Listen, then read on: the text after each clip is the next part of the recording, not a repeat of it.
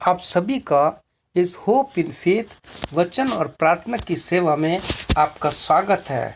ये भाइयों बहनों, इस साल फिर से परमेश्वर ने हमें एक अवसर दिया है कि हम अपने आप को पूरे पश्चाताप के साथ, उपवास की प्रार्थना के साथ अपने आप को परमेश्वर के चरण, जैसे कि हम पिछले दिनों सुनते आए हैं, उसी बात को मैं बार बार इसलिए कहना चाहता हूँ ताकि हमें पता लगे कि परमेश्वर का वचन पवित्र शास्त्र बाइबल फास्टिंग और प्रेयर के लिए क्या कहती है। In Bible fasting is always connected with the prayer. Fasting और प्रार्थना ये दोनों अपने आपस में बहुत ही ज़रूरी है। हर एक के जीवन में अगर प्रार्थना करते हैं तो वो तो सब करते हैं, लेकिन जब फास्टिंग करते हैं तो उसके साथ प्रार्थना होनी बहुत ज़रूरी है। और वो भी परमेश्वर की संगति में, बाहर नहीं जाना, अपने कमरे में जाइए, बाइबल पढ़िए और जो परमेश्वर आपसे कहता है उसके अनुसार अपने मन को, अपने हृदय को खोल कर प्रभु के सामने रख दीजिए। आज जो हमने स्क्रिप्चर रीडिंग लिया है वह है योएल नबी की पुस्तक उसका 2 अध्याय। आपको अगर फास्टिंग और प्रेयर की आशीष प्राप्त करनी है तो इस चैप्टर को आप ज़रूर पढ़िए। इस साल हमारे लिए परमेश्वर ने चेतावनी दी है, क्योंकि आप जानते हैं कि इस साल किस प्रकार से 2020 से लेकर के अब तक किस प्रकार से महामारी से लोग जा चुके हैं। तो इसलिए परमेश्वर इस साल आपको और हमको कुछ सिखाना चाहता है और कहना चाहता है। जो आज का विषय है वो है return to God with repentance. पूरे पश्चाताप के साथ अपने परमेश्वर के पास आइए। इसके लिए जोएल नबी की पुस्तक उसका 2 अध्याय उसका 12 और 13 वचन मैं आपके लिए पढ़ना चाहूँगा, जहाँ इस प्रकार से लिखिए, even now declare the Lord, return to me with all your heart, with fasting and weeping and mourning, return to me and rend your heart and not your garment, and turn to the Lord your God, for he is gracious and merciful, slow to anger, and for great kindness, and repent him to evil। प्रिय भाई बहनों, हिंदी में इस प्रकार से लिखा है, योएल 2:12-13, तो भी यह परमेश्वर की ये वाणी है, अभी भी सुनो, उपवास के साथ रोते पीटे अपने मन से फिर कर मेरे पास आओ। जैसे मत्ती 11:28 में लिखा है, मेरे पास आओ अपने पाप का बोझ लेकर के। अपने वस्त्र नहीं, अपने मनी को फाड़कर अपने परमेश्वर यहोवा की ओर फिरो, क्योंकि वह अनुग्रहकारी, दयालु, विलंब से क्रोध करने वाला, करुणा निधान और दुख दे के पछताने वाला है। कोई भी माता पिता अपने बच्चे को दुख दे के खुश नहीं होते।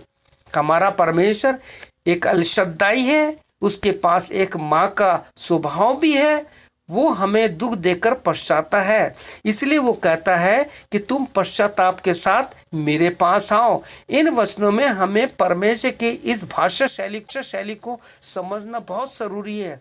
आप कहेंगे भाषा शैली क्या है? यहाँ पे एक फ्रेज है। फ्रेज का मतलब होता है एक प्रकार की ऐसी शब्दावली, ऐसी भाषा जिसमें हमें वो करुणा दिखाई देती है। जैसे परमेश्वर ने कहा अनुग्रहकारी, दयालु, विलंब से क्रोध करने वाला, ये सारी बात उसमें दिखाई दे रही है। ये परमेश्वर के मन और परमेश्वर के हृदय को, जो एल शद्दाई है परमेश्वर, एक माँ के जैसे स्वभाव रखने वाला परमेश्वर है, वो हमारे सामने रख रहा।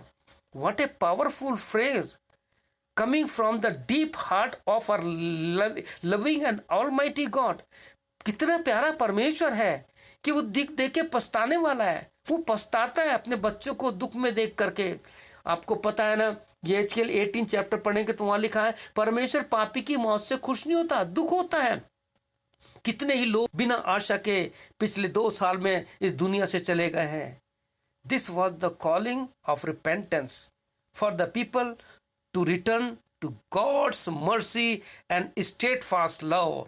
प्रभु बताना चाहता है कि अटल दृढ़ प्रेम, परमेश्वर का ना बदलने वाला प्रेम, वो कहता फास्टिंग और प्रेयर के साथ मेरे पास आओ तुम, मैं तुम्हें दया करूँगा, तुम पर अनुग्रह करूँगा। इसलिए प्रभु परमेश्वर का वचन हमें बताता है कि हमें परमेश्वर के प्रेम को समझना है, क्योंकि परमेश्वर ने जगत से ऐसा प्रेम किया, उसने यीशु को आपके लिए दे दिया।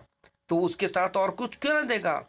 अपने मन की सारी गंदी बातों को, पाप को अपने प्रभु को दे दीजिए। And one of the way to show their truly repents heart was through fasting and prayer.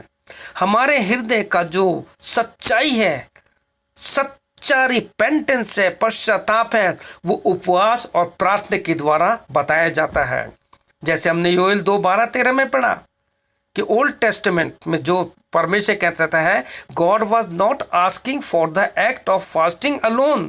परमेश्वर केवल यही नहीं कहता कि केवल तुम फास्टिंग ही करो, दुनिया करती फास्टिंग, लेकिन मसीह यानी क्रिश्चियन फेथ में फास्टिंग और प्रेयर का एक बहुत बड़ा स्थान है, जिसमें इंसान केवल खाने के लिए नहीं, वो ये नहीं कहता कि आज का नहीं खाना खाऊंगा तो किसी के काम आ जाएगा, ऐसा नहीं है। यहाँ पे प्रभु चाहता है कि जब तुम फास्टिंग के साथ मेरे पास आ रहे हो तो एकांत में जाके अपने मन को खोल के मेरे सामने रख दो और कहो, प्रभु यीशु मैंने पाप किया है, मुझे क्षमा कर। हमारा यीशु मसीह क्षमा करने वाला है। प्रभु यीशु मसीह पापियों के लिए आया, प्रभु यीशु मसीह बीमारों के लिए आया, और प्रभु यीशु मसीह खोयों के लिए आया, उनको ढूंढने के लिए आया। क्या आप रास्ते से भटके हुए हैं? तो आज के पास एक समय है, पूरे उपवास के साथ, फास्टिंग के साथ प्रभु के पास आए। Fasting was a very to show that they desire to return to God with all their heart। यानी उपवास एक ऐसा साधन है कि जो बताते कि हम पूरे मन से आज हम भूख हड़ताल करके प्रभु के पास आ गए कि प्रभु यीशु तुझे मुझे माफ़ करना पड़ेगा। जैसे उड़ाऊ पुत्र ने कहा कि मैंने अपने स्वर्ग के परमेश्वर और पिता के विरोध में पाप किया है। और जब ऐसा होगा तो परमेश्वर कहता है, मेरे बेटे मेरी बेटी, मैं तुझे प्यार करता हूँ, मेरे पास आ, मैं तुझे अपने सीने से लगाता हूँ। प्रिय भाई बहनों, हमारा परमेश्वर यीशु बहुत प्यारे प्रेमी है, इसलिए इस वचन को ध्यान कीजिए और योएल 2:12-13 ज़रूर पढ़िए और इसके द्वारा अपने आप को प्रभु के चरणों पर रखिए, क्योंकि प्रभु इस साल हमें एक मौका और दे रहा है। कल किसने देखा, किसी को नहीं पता।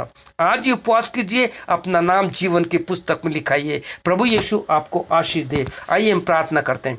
प्रभु यीशु मसीह, हम पूरे पश्चाताप के पास तेरे साथ आते हैं, तेरे पास आते हैं और चाहते हैं हमारे पापों को क्षमा कर दे।